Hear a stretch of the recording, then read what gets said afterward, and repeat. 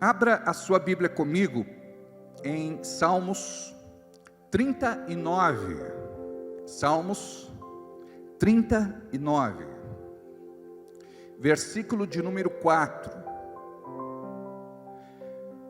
Faz-me conhecer, Senhor, o meu fim, e a medida dos meus dias, qual é?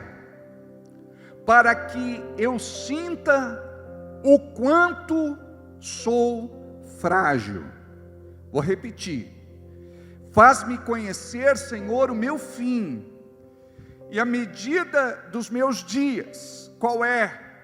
Para que eu sinta o quanto sou frágil.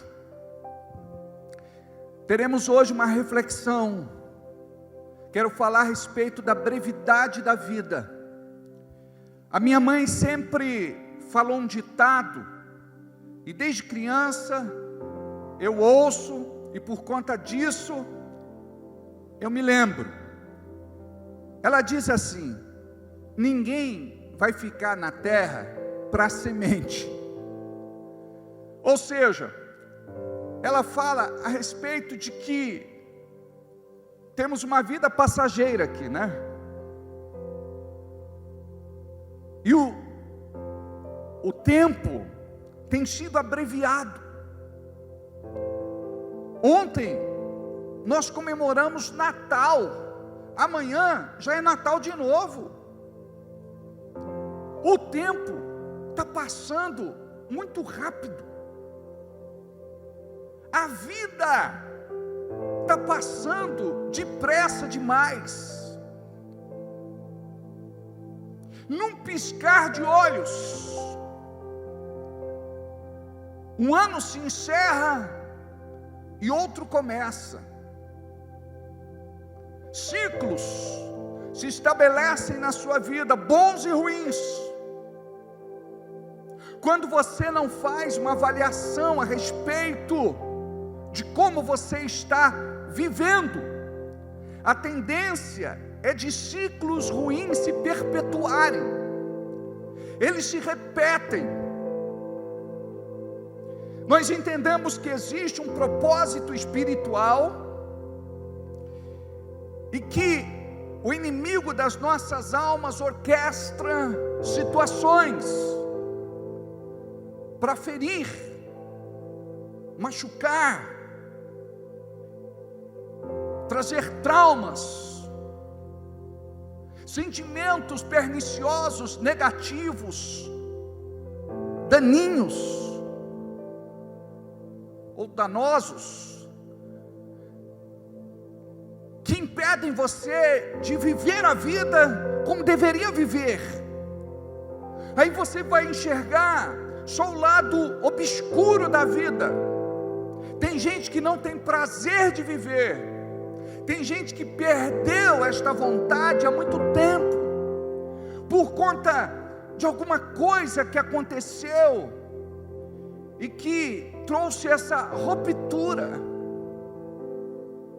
criou esta gigantesca brecha, a ponto da pessoa se desiludir, se decepcionar e se frustrar com ela mesma, com os outros, com as coisas, com a vida e até mesmo com Deus. A verdade é que nós somos pessoas dotadas de sentimentos, e por conta disso, uma pessoa é mais frágil do que outra. Cada um absorve o choque de um jeito. Algumas pessoas choram demais, outras choram de menos, outras nem choram.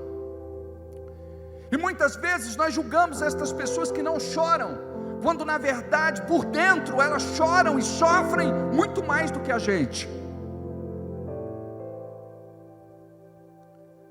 Nós estabelecemos sentenças na nossa vida por conta daquilo que alimentamos.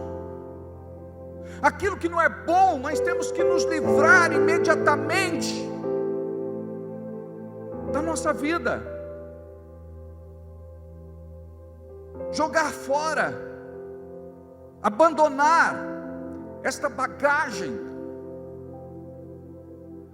aliviar a carga, porque o ser humano, ele não foi feito para viver debaixo de pressão e tensão o tempo todo. E o que é a depressão? A depressão é a pessoa não saber lidar com estas questões pessoais, sentimental, emocional, profissional, financeira, econômica, material, questões de relacionamento, e até mesmo questões espirituais.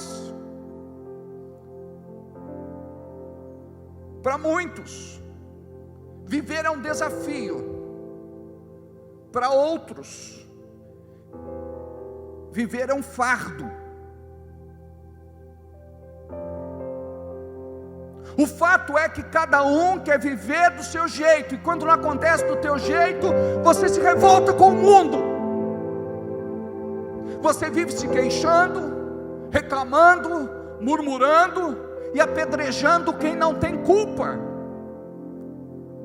Como se aquela pessoa, principalmente próxima, tivesse que responder por aquilo que acontece na nossa vida. Chega uma hora que respondemos pessoalmente por aquilo que acontece, porque hoje você pode fazer escolhas e tomar decisões. O problema é quando nós fazemos escolhas erradas e tomamos decisões erradas. E quando a coisa não sai do jeito que a gente gostaria, não adianta culpar os outros, não adianta apedrejar os outros. Nós precisamos assumir a nossa responsabilidade e não transferir a culpa. Fica tão mais fácil quando nós conseguimos nos unir, principalmente a nossa família, parentes, pessoas que fazem parte do nosso convívio, da nossa intimidade. Fica tão mais fácil a gente contar com o seu apoio, com a sua palavra de motivação, encorajamento, força. Mas nós quebramos todo o acesso, implodimos todas as pontes, queremos ser independentes, quando na verdade nós não podemos ser. Precisamos de um ombro para chorar, precisamos de alguém para conversar, para dar uma palavra de consolo, quando não, nos exortar, admoestar, advertir, corrigir, disciplinar. Nós precisamos de pessoas do nosso lado que nos ame. E muitas vezes isso sim é o amor, porque o amor não pode ser conivência e omissão, ou seja, você faz o que quer, está indo para o abismo, está se autodestruindo, e quem está perto não pode falar nada. Mas depois, quando a bomba explode, aí você não tem saída, você tem que recorrer. Tem gente que fala comigo e diz: pastor, não gosto de depender de ninguém. Raiz de orgulho. Nós somos seres sociáveis, nós fazemos parte de uma sociedade, de uma comunidade, e Deus nos fez para depender uns dos outros.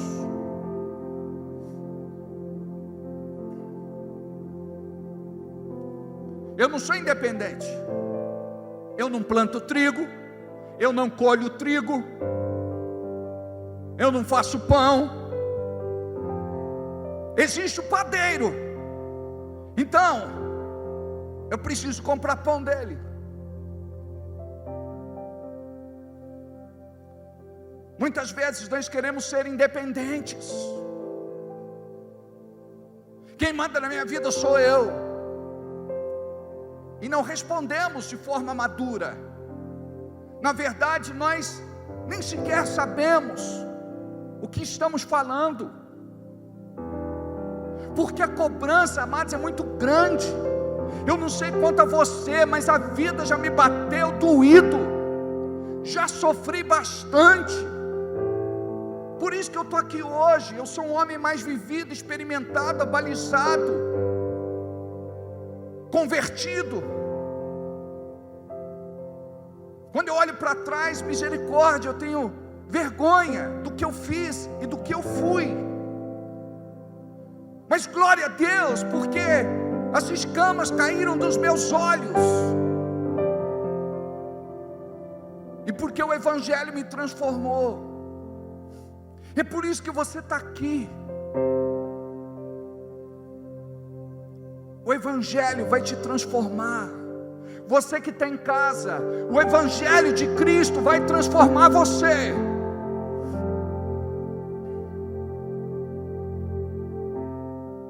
Deus é longânimo, Deus é paciente, Deus é misericordioso. E nós precisamos conhecê-lo, porque na verdade nós queremos viver uma vida sem Deus. Deus não está no mundo. A Bíblia diz que o mundo jaz no maligno. Deus não está no mundo. E quando a palavra fala de mundo, fala de cosmos, fala de sistema.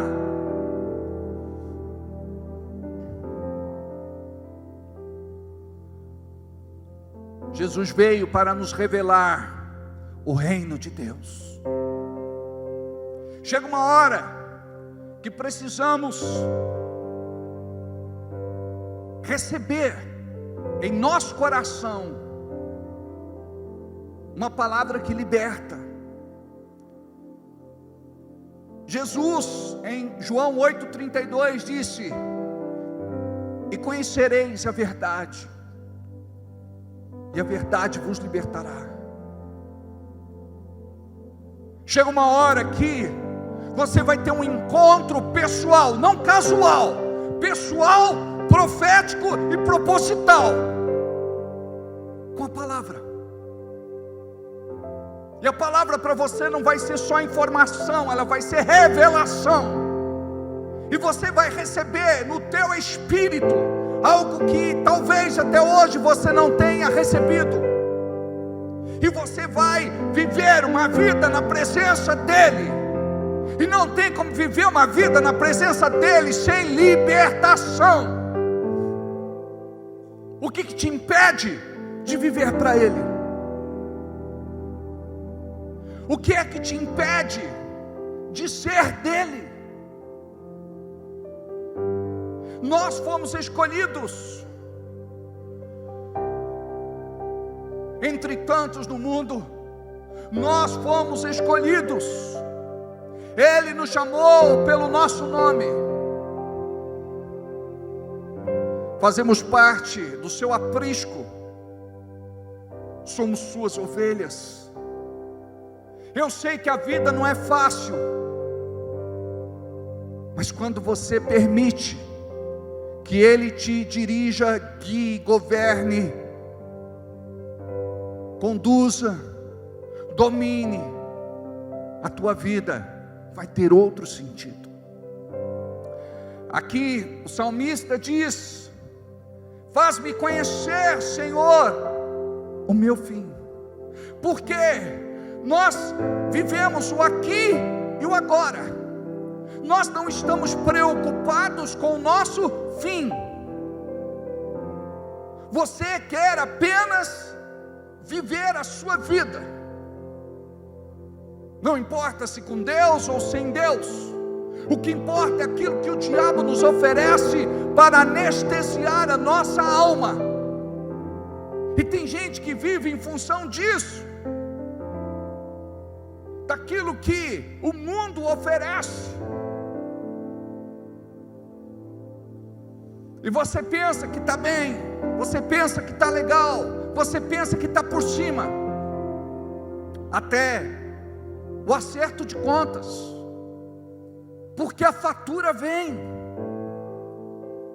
O diabo, ele paga muito mal aos seus súditos, aos seus servos. Aqui o salmista está fazendo uma reflexão e ele diz: faz-me, Senhor, conhecer o meu fim, a medida dos meus dias, quanto tempo eu vou viver sobre a terra, para que eu sinta o quanto eu sou frágil, ou seja, para que eu entenda que sou dependente dEle, porque quando eu compreendo a minha fragilidade, eu vou depender dEle, em todos os momentos da minha vida. Não dá para viver mais sem Ele. A grande questão, até aqui, para a nossa reflexão, vou te fazer algumas perguntas. Como você viveu até aqui?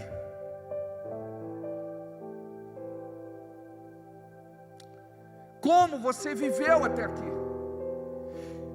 Em mais de 26 anos de ministério, eu já ouvi muita coisa. Eu já ouvi pessoas me respondendo assim: eu tenho 30 anos perdidos, eu tenho 40 anos de pura safadeza, eu tenho 50 anos bem vividos, não tenho do que reclamar. Alguns dizem: vou levando, empurrando com a barriga, de qualquer jeito, para mim agora tanto faz, como tanto fez, simplesmente vivo. Estas pessoas pensam que isso é vida. Não é vida. Vida é quando você entra no controle dela, porque tua vida não pode ser como um barquinho no meio de uma correnteza, que pode parar tanto na praia como no meio das pedras. Eu só posso oferecer minha vida quando eu entendo isso. Eu digo: Deus, eu estou consagrando a minha vida a Ti. Aí você vai ter controle da sua vida, porque Deus, Ele vai falar com você, através do Espírito Santo. Você vai saber o que deve e não deve fazer. Muitas vezes você diz: pastor, eu tenho buscado a Deus, e digo: Deus, fala comigo, fala comigo, fala comigo. E Deus não fala. Por quê, pastor? Eu falei semana passada que muitas vezes Deus, Ele não quer falar, Ele quer ouvir. Talvez esse seja o teu momento.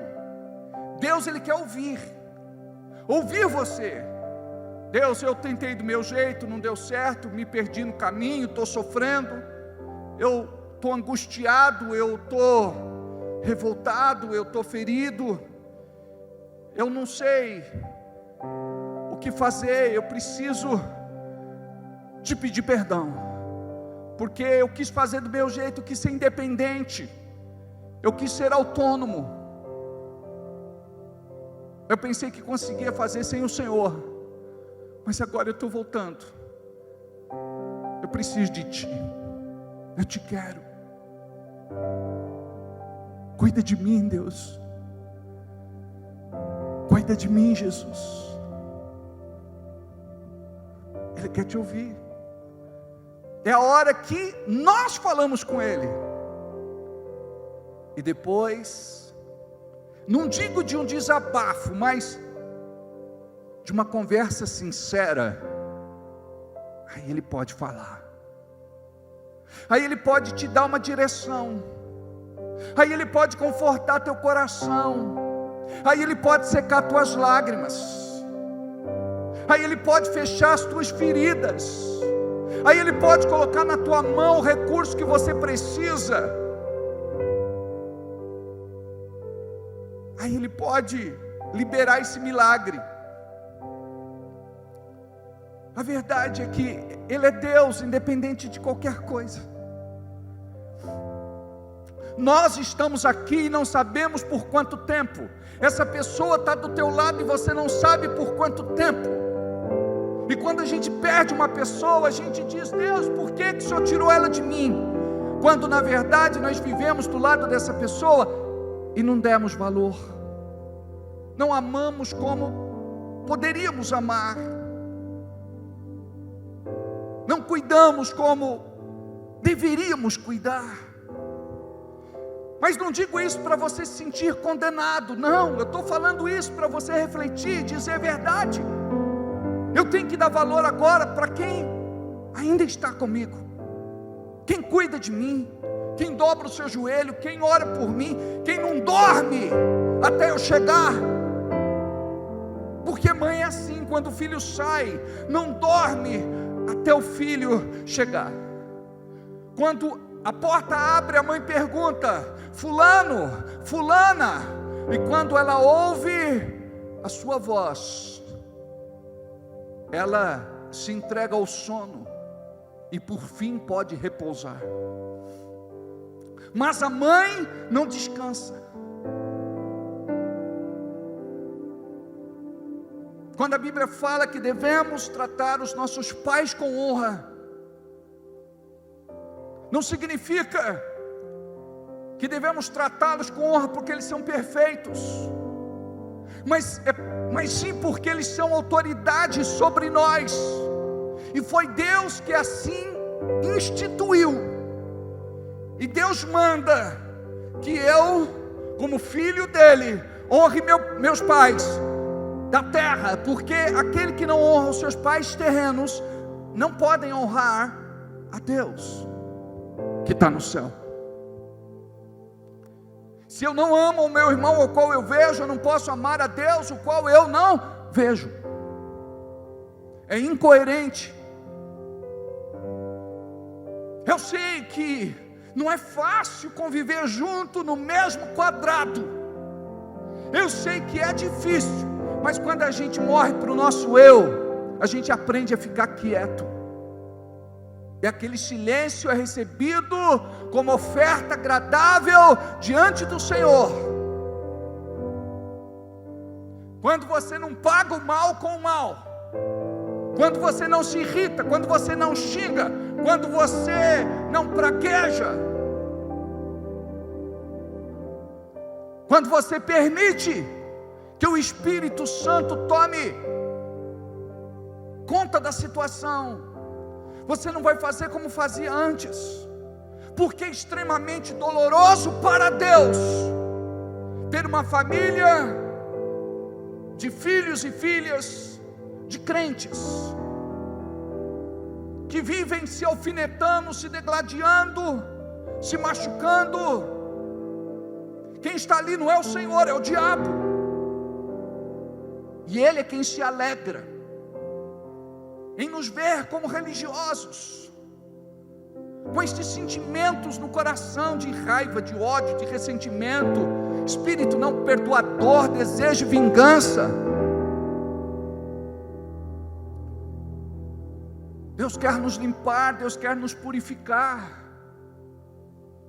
e nós precisamos, em nome de Jesus, compreender a nossa pequenez.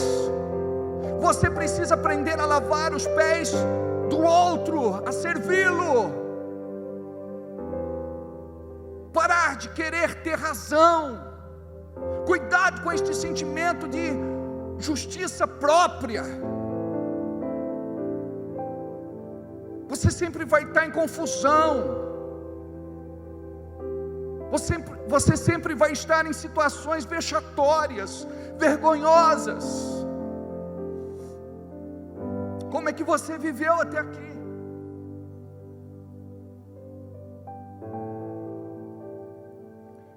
Quantos anos você tem para começo de conversa? Não precisa me responder. Quantos anos você tem de vida? E é interessante como nós não damos valor para a nossa vida.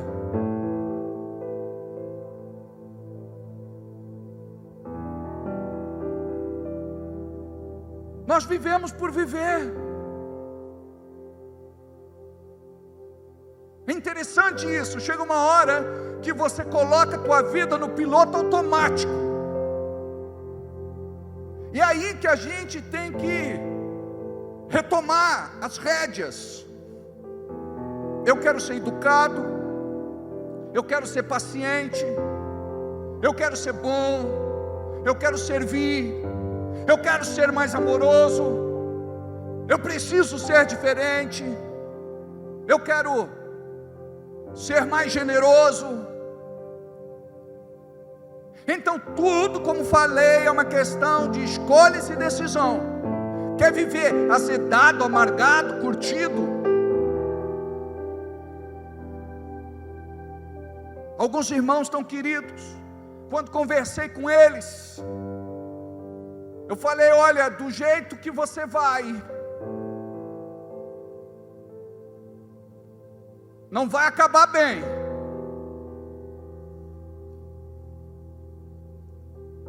E a pessoa brinca com a sorte. Ela paga para ver. Hoje, alguns estão presos, privados da sua liberdade. Outros estão mortos.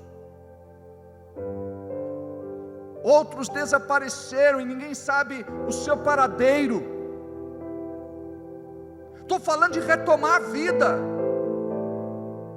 de dizer: não quero mais a criminalidade, a marginalidade, a bandidagem, não quero mais as más companhias.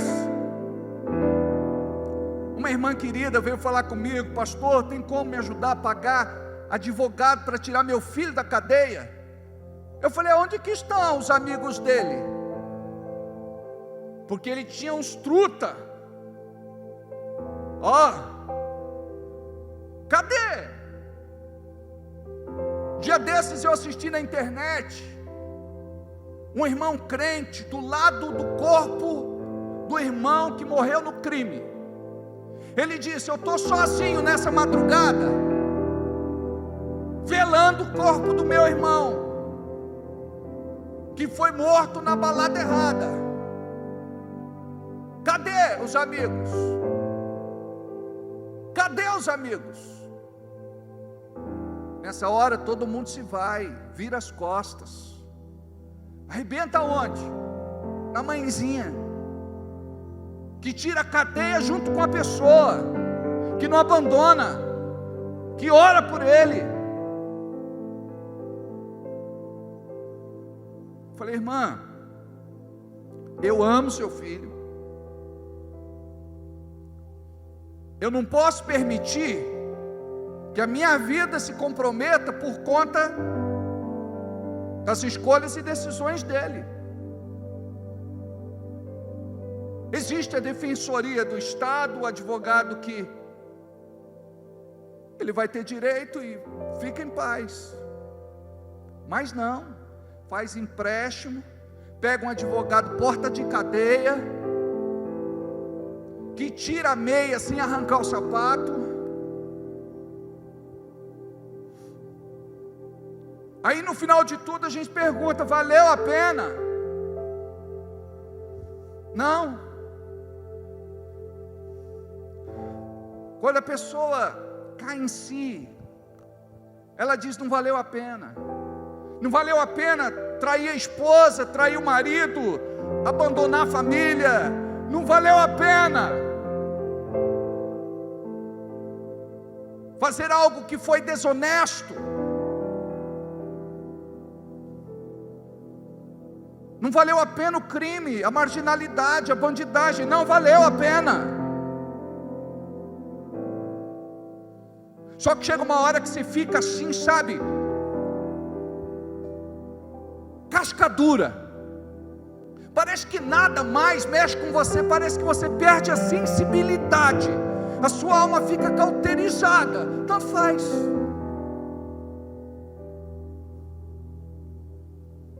Eu quero falar para a igreja: vale a pena nós orarmos, dobrarmos os joelhos, buscarmos a Deus, invocar ao Senhor enquanto se pode achar.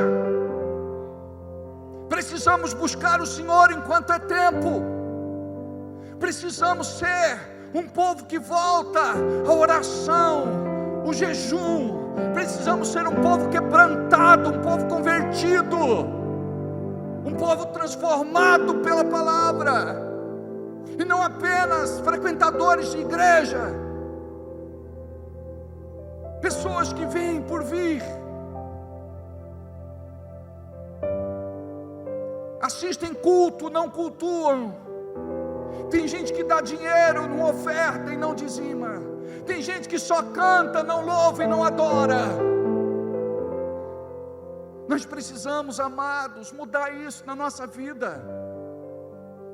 Tem alguns irmãos que estão muito doloridos aqui. Outros fazem de conta que a palavra nem é para ele. Lá em casa tem gente muito dolorido. Mas tem gente também que faz de conta que não é para ele. Vai para a cruz. Vai para a cruz. Mais rápido. Dói menos. Permita que esse culto seja um marco definitivo de mudança na tua vida. Coloca diante de Deus hoje os teus pensamentos, bons ou ruins, os teus sentimentos, bons ou ruins. Consagra a Ele os teus relacionamentos, os que deram e os que não deram certo, a sua vida profissional, onde você ganhou ou perdeu dinheiro. Libera o teu sócio que te deu prejuízo. Libera a pessoa que te roubou. Libera a pessoa que te traiu, que quebrou a tua confiança. Perdoa hoje o pai, a mãe, o filho, a filha. Perdoa. Perdoa o patrão, o chefe, o encarregado, o supervisor, o coordenador. Perdoa o pastor. Perdoa o irmão, perdoa o líder de célula, perdoa. Quantos anos você tem? Pastor, cronológicos? Porque tem gente que fala assim: pastor, só quer idade mental ou cronológica? Porque tem gente que diz: pastor, eu tenho 50 anos. Mas a cabeça dele é de 20. Ele está vivendo como adolescente. Só dá dor de cabeça.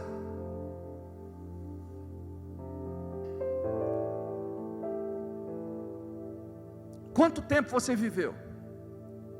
Quanto tempo ainda você tem pela frente? A Bíblia fala dos 70, 80 anos. Hoje nós sabemos que é possível se viver mais com saúde, com dignidade. Nunca diga: eu não quero viver, ficar velho, dar trabalho para os outros, ficar em cima de uma cama. Eu prefiro que Deus me leve. Tem coisa que é o diabo que fala, que ouve. Se não for para falar coisa boa, guarda para você, não fala. Ah, se for para filho tomar conta de mim na velhice, vão me matar, vão me jogar lá no asilo, em qualquer lugar. Deixa eu falar algo a vocês. Tem casa de repouso que trata o velhinho com muito mais dignidade do que o filho trata dentro de casa. Tem assistência, tem nutricionista, fisioterapeuta, psicólogo, psiquiatra, cuidadora, enfermeira.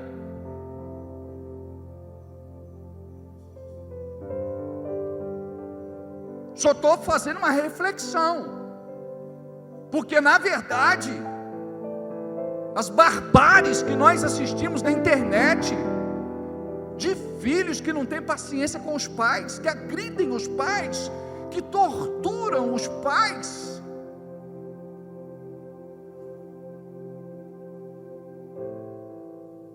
é uma desonra, é um descaso. Queridos, Deus está falando com a sua igreja, e o propósito dessa palavra é de nos curar todos, porque nós falamos que temos amor, quando na verdade, o sentimento que nós temos é tudo menos amor. Amor quando nos convém, quando é do nosso interesse, quando vai nos beneficiar, aí a gente chama de amor. Mas quando acontece qualquer coisa, a gente se volta contra, a gente fala contra, e a gente abandona. A igreja de Cristo, ela precisa ser aliançada. Precisamos ser aliançados uns com os outros como igreja.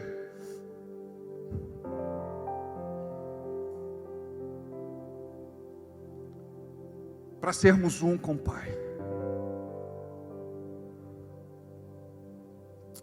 Como é precioso, irmão, estar bem junto a Ti, e juntos lado a lado, andarmos com Jesus e expressarmos o amor que um dia Ele nos deu pelo sangue do Calvário. Sua vida trouxe a nós a aliança do Senhor. Eu tenho com você, não existem mais barreiras em meu ser.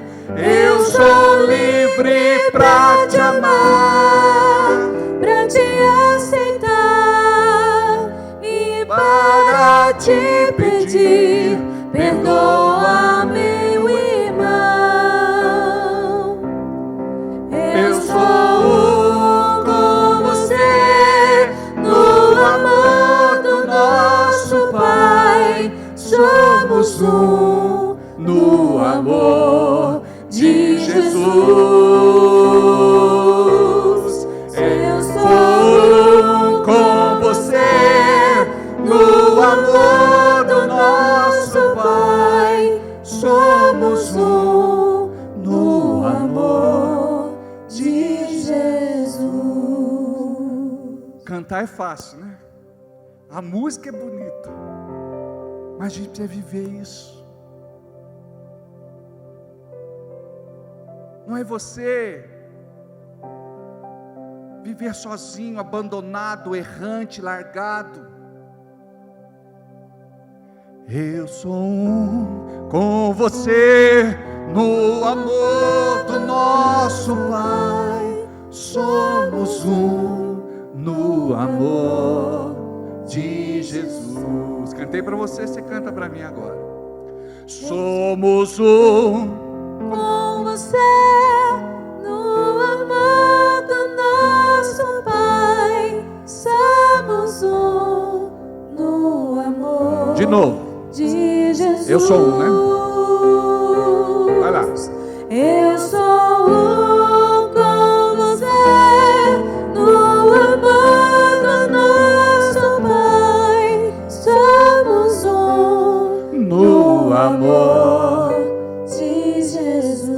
Gente, nós estamos atravessando um período de pandemia.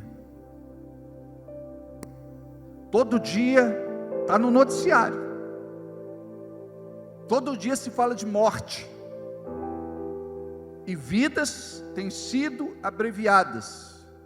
Só de estarmos aqui, amados, nós temos muito para agradecer a Deus. Porque Deus está nos dando uma chance de viver, não sei para quê. Ou eu sei, né? Você precisa descobrir. Qual o teu propósito de vida? Sabe por quê? Nós passamos a semana sem falar de Deus para ninguém, sem pregar Jesus, sem dar testemunho. Quando você trabalha, não é só pelo dinheiro, você diz: eu estou trabalhando porque eu cuido da obra do Senhor, sou dizimista e ofertante na casa de Deus, sou coluna forte no ministério, na igreja. Você não pode pensar só em você, só em casa, carro, apartamento na praia, guardar dinheiro, comprar, vender, lucrar.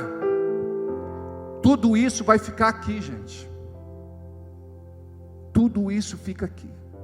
Quando a pessoa se vai,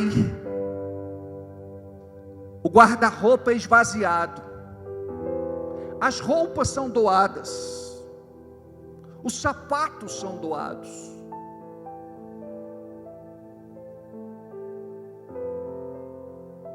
O dinheiro fica no banco. As propriedades ficam aqui. Deus, na sua infinita sabedoria, assim estabeleceu. O que é deste mundo não pode corromper o outro lado da vida. Não levamos nada, nem a roupa que vestimos. Teremos novas vestes, brancas, alvas como a neve. Porque nossa vida não pertence a nós, pertence a Ele, somente a Ele. Aleluia. Então, a Bíblia fala que a vida é um sopro, é como uma fumaça que ora está aqui, ora desaparece. Jó fala que os nossos dias são contados. Então eu não sei, mas Deus sabe. Então eu preciso viver para Deus da melhor forma que eu posso viver.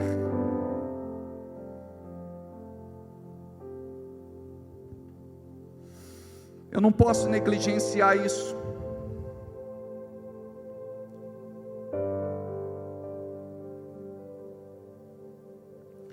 Quando você entregou sua vida para Jesus, quando foi? Tem gente que nem lembra. Por quê? Porque não foi importante. Tem gente que não sabe nem a data, não registrou. E sabe como que é a vida da gente? Nós registramos aquilo que é importante. Lembranças boas e lembranças ruins. Se eu perguntar, por exemplo, Chico, fala de algo que marcou tua vida com 19 anos de idade. Isa, fala o que marcou a tua vida com 13 anos de idade, uma coisa boa. Grazi, fala o que marcou a tua vida com 25 anos de idade. Denise, fala o que marcou a tua vida com 30 anos de idade. Nós vivemos sem registrar absolutamente nada. Nós registramos o que é ruim por conta do trauma, mas aquilo que é bom a gente não registra. Então você precisa viver assim, construindo uma vida em Deus. Senão entra ano e passa ano do mesmo jeito. Come, bebe, dorme, trabalha, frequenta uma igreja, só isso. Imagina, quem você já ganhou para Jesus? Quantas pessoas você já ganhou para Jesus? Quem é que você está evangelizando? Quem é que você está acompanhando? Quem é que você traz de carona para a igreja? Quem é que você visita? Por quem é que você ora e intercede? Quem é que você ajuda? Também financeiramente. Aí nós vivemos de qualquer jeito.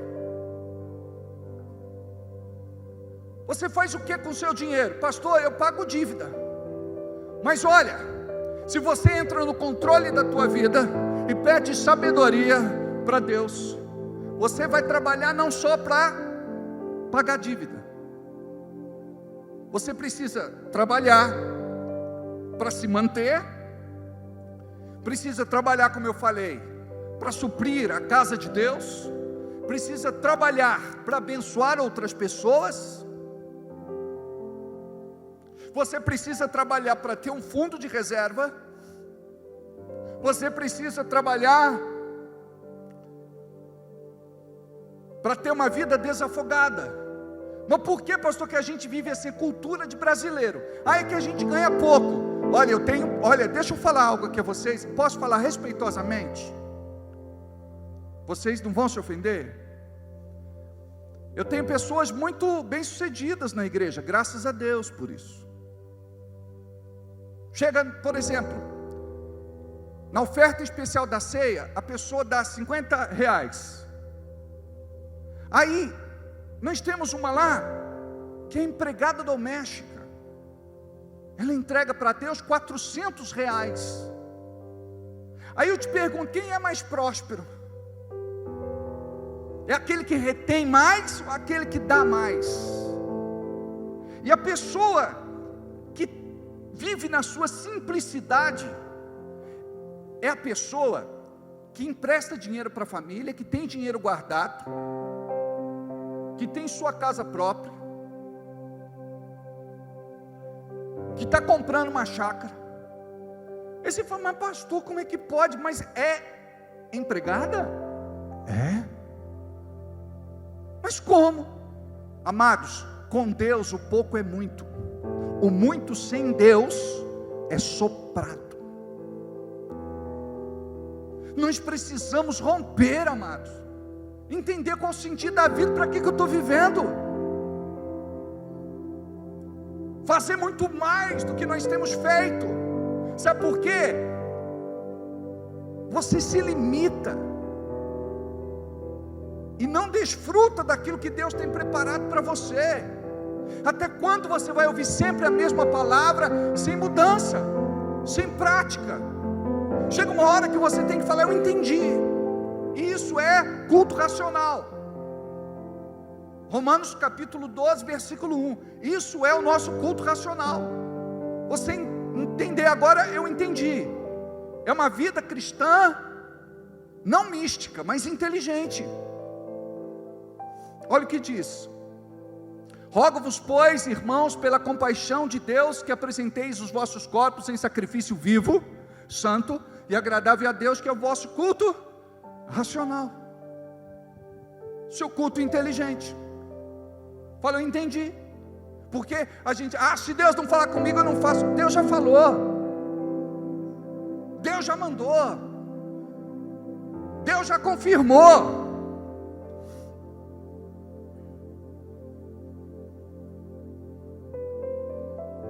Quando foi que você se batizou? Pastor, não lembro. Por quê? Não foi algo importante para você.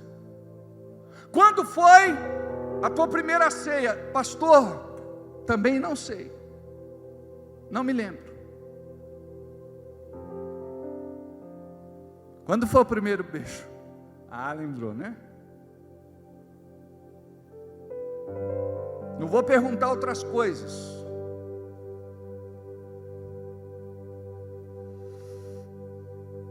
Nós somos feitos de lembranças boas e lembranças ruins, experiências boas e experiências ruins. Olha só,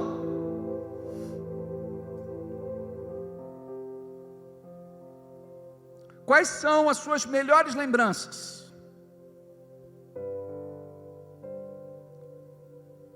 Quais são as suas piores lembranças?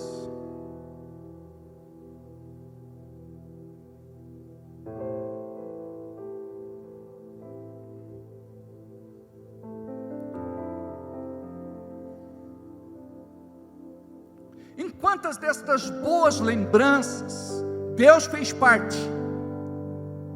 E quantas destas más lembranças Deus também fez parte? Porque Deus, Ele está com você em todo momento. Por isso que o barco não afunda. Quando Jesus está no barco, o barco não afunda. Parece que vai afundar, mas não vai. Lembra dos discípulos? Jesus, acorda, vamos perecer, o barco está indo a pique, está chovendo muito forte, raios, relâmpagos, trovões, ondas gigantescas, o mar bravio, o vento soprando contra a maré, nós vamos perecer, nós vamos morrer, o barco vai afundar. Aí Jesus acorda, dá uma espreguiçada, levanta a mão e diz: vento, acalme-se, tempestade, pare.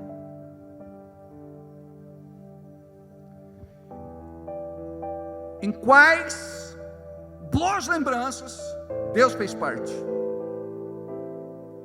Em quais lembranças ruins ou não tão boas Ele fez parte?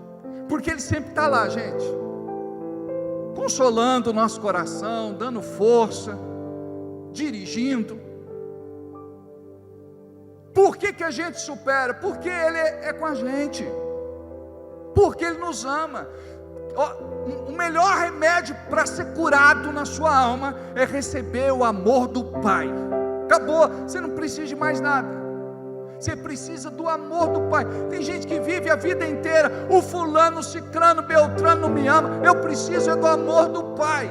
Mas peraí, pastor, mas a gente também não precisa do amor do outro? É claro que precisa. Eu estou dizendo o seguinte: quando o outro não quer dar, o Pai sempre vai te dar, Ele não vai negar.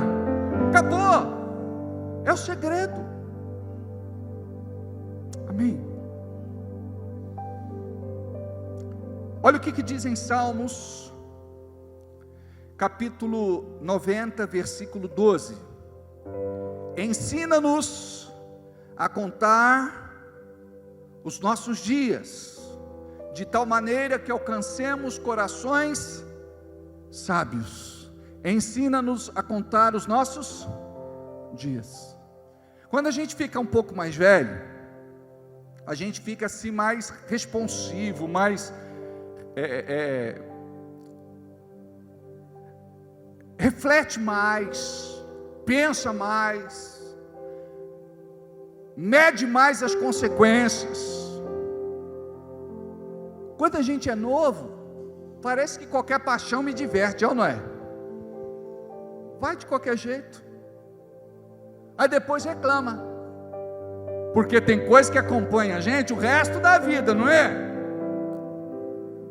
O irmão veio falar comigo, falou: pastor, tem que pagar a pensão até hoje para a menina do meu primeiro casamento, estou quase pagando aí a sua última pensão, ela vai completar 18, só que acho que vai fazer faculdade, aí a coisa vai ficar difícil. Preste atenção, tem ex-marido, ex-esposa, mas não tem ex-pai, ex-mãe, é ou não é? Aí tem que pagar a pensão. Não tem do que reclamar, querido. Na hora de virar o zoinho para cima, estava tudo certo. Agora, aí me lembrei de uma história. A menina foi receber a última pensão, e o pai, irônico, falou assim: minha filha, tua mãe sabe que é a última pensão que você recebe? Ela disse: sabe sim, pai. E aí o que ela falou? Ela falou que o senhor não é meu pai. Misericórdia, isso é doloroso. Ensina-nos a contar os nossos dias, de tal maneira que alcancemos corações sábios. Olha como é importante, amados, nós termos corações sábios neste mundo.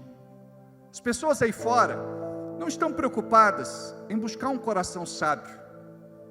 As pessoas, elas podem buscar informação, se tornar mais inteligentes, mas sabedoria só vem dele. É presente de Deus para aqueles que o temem. A igreja precisa ter sabedoria, sabe por quê? Porque igreja não é este ajuntamento de pessoas aqui. Quando você sai, você é igreja onde você vai. Aí você prega, você ensina, você ministra, você ora, você evangeliza, você cuida, você abençoa. Isso é ser igreja. Você tem que saber que você é igreja 24 horas por dia. Vou repetir, você é igreja 24 horas por dia. Tem gente que acha que só é crente igreja quando está aqui dentro. A pessoa vem para a igreja, ela coloca roupa de crente, percebeu? Faz penteado de crente.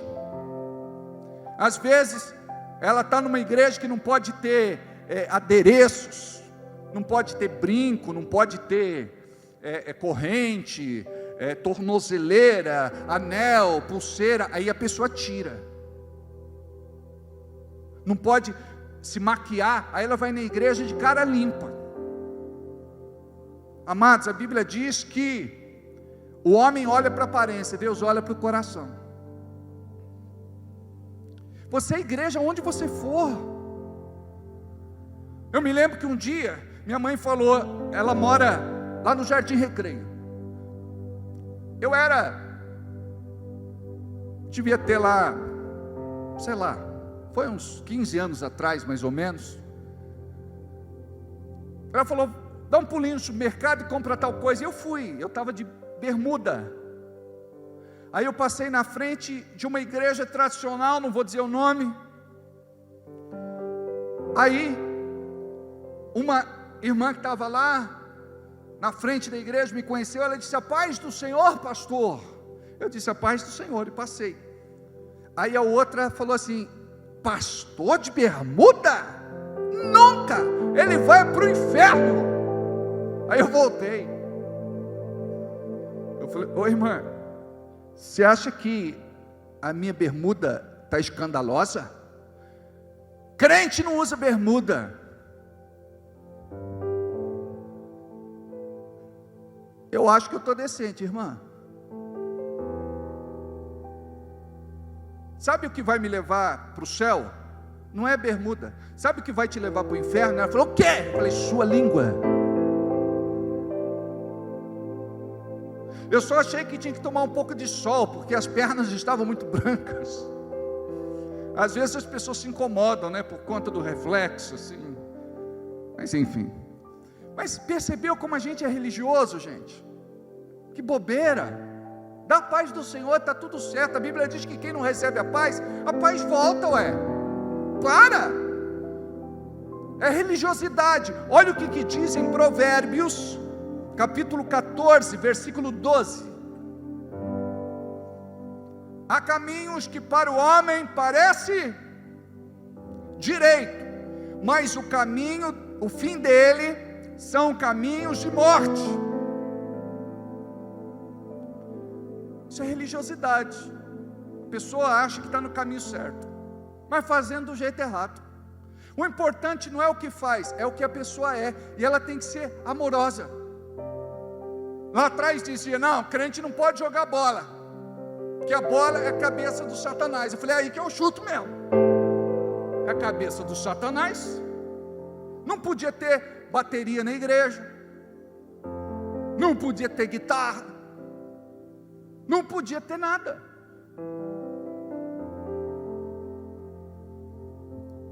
Não podia jogar futebol, né? A Bíblia diz assim, ó, guardai as redes, mas fala das redes de pesca, gente.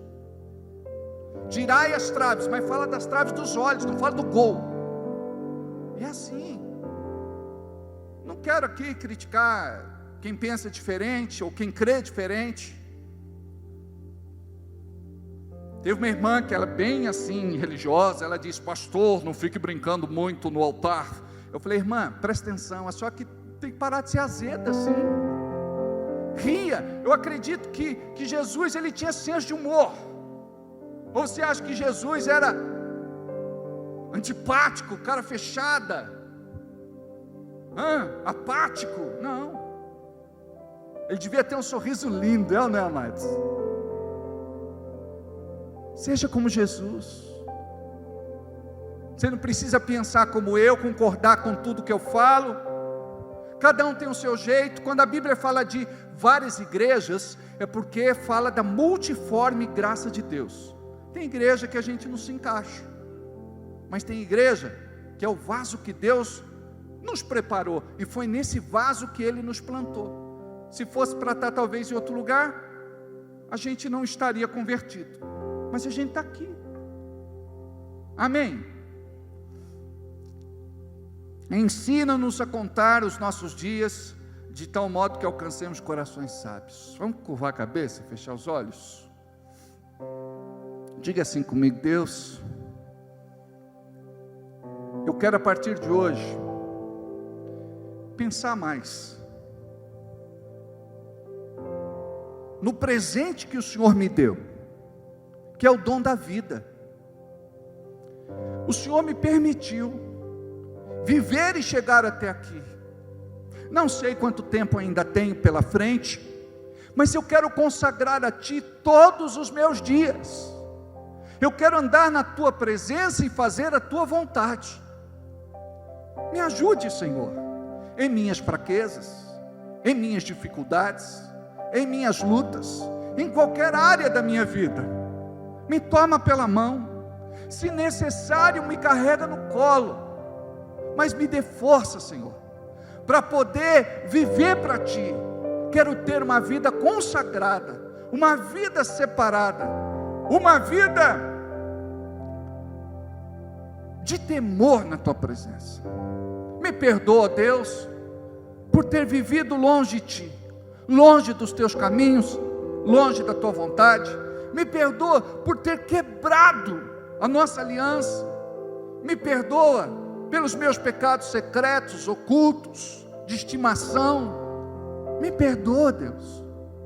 Eu quero reparar o altar da minha vida hoje, nesta noite, em nome de Jesus, e quero pedir a Tua bênção sobre a minha vida, sobre a minha casa, o meu lar, a minha família. Quero Te agradecer porque ainda tenho meu papai vivo, minha mamãe viva, meus irmãos. Obrigado porque estamos com saúde. Obrigado pela Tua graça. Obrigado por essa igreja linda, por esse ministério maravilhoso, por estes irmãos tão especiais, que dia a dia eu aprendo a amar mais e mais. Deus, é tudo apesar de mim, eu não mereço, mas é pela Tua infinita graça, misericórdia, bondade e amor. Eu creio que nós vamos nos fortalecer em Ti, e que sairemos daqui diferentes de como entramos, e todo louvor, honra e glória nós Te devolvemos, em nome de Jesus. Diga amém.